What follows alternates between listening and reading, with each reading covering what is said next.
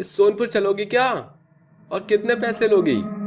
देखिए साहब, वैसे तो 20 रुपए भाड़ा है, लेकिन रात का समय हो रहा है और ऊपर से मौसम भी खराब है, तो मैं आपसे 40 रुपया लूंगी। ठीक है, ले लेना, लेकिन तुम मुझे जल्दी से वहां पहुंचा दो। ठीक है साहब, फिर जल्दी से बैठिए।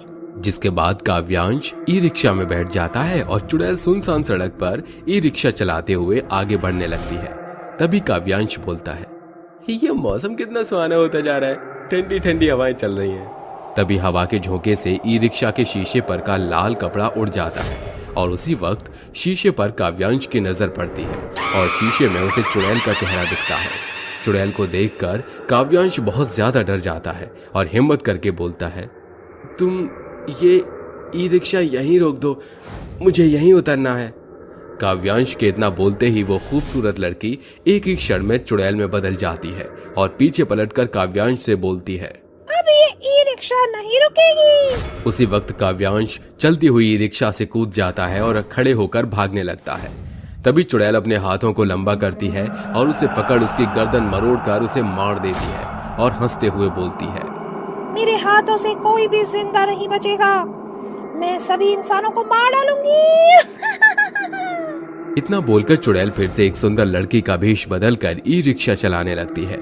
जो भी उसे एक बार देख ले उसका ही कायल हो जाए।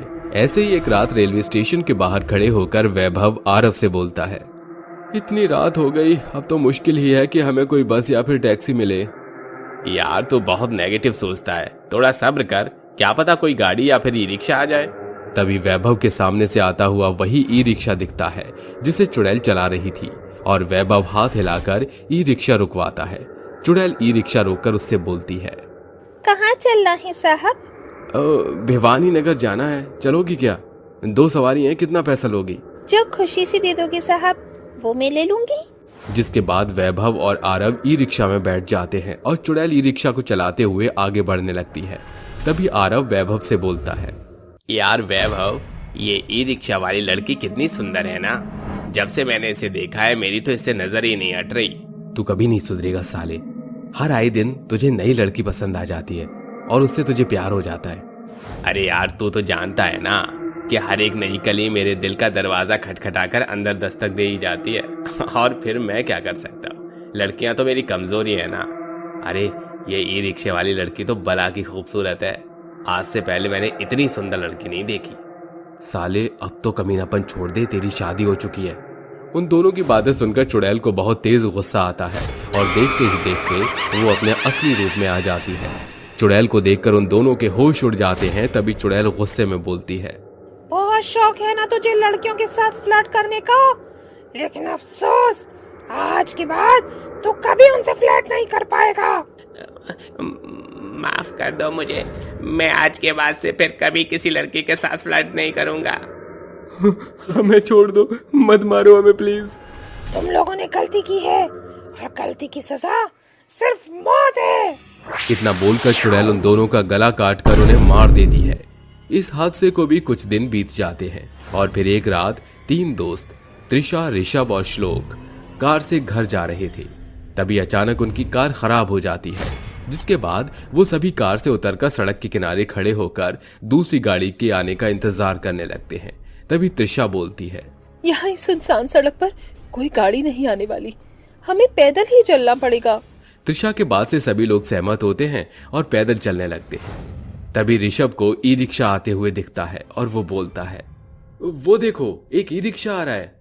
जिसके बाद वो ई रिक्शा वहां आकर रुकता है और वो सभी उसमें बैठ जाते हैं और श्लोक बोलता है, यार बहुत टाइम बाद हम ई रिक्शा में बैठे हैं, तो क्यों ना एक सेल्फी हो जाए। Good idea. जिसके बाद श्लोक अपना फोन निकालकर कैमरा ऑन करता है, लेकिन गलती से उसका बैक कैमरा ऑन हो जाता है, लेकिन उसे रिक्शा चलाते हुए वो लड़की कैमरे में नहीं दिखती। ये देखकर श्लोक के पसीने छूटने लगते हैं। तभी चुड़ैल बोलती है, क्या हुआ, मैं तुम्हें कैमरे में नजर नहीं आई।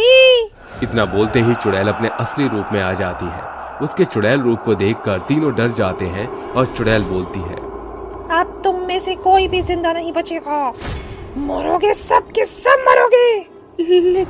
लेकिन तुम हमें मारना क्यों चाहती हो, बताओ मुझे। इंसान की शक्ल में तुम सब भेड़िए और दरिंदे हो।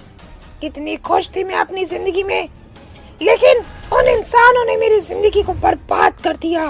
किन इंसानों की बात कर रही हो तुम, और क्या हुआ था तुम्हारे साथ? तुम जानना चाहती हो तो सुनो। शास्त्री नगर में नैना अपनी माँ सुनीता के साथ रहती थी, जो कि बहुत ही होनहार और समझदार लड़की थी। पिता की मृत्यु के बाद घर की सारी जिम्मेदारी उसके कंधों पर आ गई थी, इसलिए वो दिन में कॉलेज की पढ़ाई करती और रात में ई रिक्शा चलाया करती थी। ऐसे ही एक रात जब नैना अपना ई रिक्शा लेकर काम पर जाने लगती है, तभी उसकी माँ सुनीता बोलती है, बेटी, आज का मौसम बहुत खराब है, कभी भी बारिश शुरू हो सकती है, इसलिए आज काम पर मत जा। मेरी प्यारी माँ, अब तो आप मेरी फिक्र करना बंद कर दो। अब मैं बड़ी हो गई हूँ ना, और अपना ख्याल खुद रख सकती हूँ। और आप ही बताइए, अगर मैं काम पर नहीं गई तो हमारा घर कैसे चलेगा? तो अब आप आराम से जाकर घर में सो जाइए, मैं जल्दी आ जाऊंगी। इतना बोलकर नैना ई रिक्शा चलाते हुए सवारी की तलाश में निकल पड़ती है। तभी उसे बहुत सारी सवारी मिलती हैं और वो उन सबको उनके स्थान पर पहुंचाकर घर लौटने लगती है। उसी वक्त आसमान में तेज बिजली कड़कती है और बारिश शुरू हो जाती है। बारिश को देखकर नैना बोलती है, मुझे ई रिक्शा को तेज चलाकर जल्द से जल्द घर पहुंचना होगा। जिसके बाद नैना और भी स्पीड से रिक्शा चलाने लगती है। तभी दो लड़के राहुल और रवि, जो कि नशे में धुत थे, नैना का ई रिक्शा रुकवाकर उससे कहते हैं, लड़की, रिक्शा खाली है क्या? हमें अपने घर जाना है। खाली तो है साहब, लेकिन मैं नहीं जा सकती क्योंकि मैं अपने घर जा रही हूँ। ऐसे कैसे नहीं लेकर जाएगी तू हमें, मैं देखता हूँ। इतना बोलकर रवि नैना का हाथ पकड़कर उसके साथ बदतमीजी करने लगता है। तभी नैना बोलती है, छोड़ दो मुझे, मैं तुम्हारे आगे हाथ जोड़ती हूँ, मुझे मेरे घर जाने दो। घर पर मेरी माँ मेरा इंतजार कर रही होगी। अरे तूने मना करके बहुत बड़ी गलती की है, इसलिए हम तुझे कहीं का नहीं छोड़ेंगे। जिसके बाद वो दोनों उसके साथ गलत करते हैं और उसे मारकर उसी सड़क के किनारे दफना देते हैं। और तभी से मेरी आत्मा यहाँ भटक रही है और मैं ई रिक्शा चलाकर लोगों को मारकर अपनी मौत का बदला ले रही हूँ। मैं मानती हूँ तुम्हारे साथ बहुत बुरा हुआ, लेकिन तुम उन बुरे लोगों की सजा अच्छे लोगों को मार कर दे रही हो।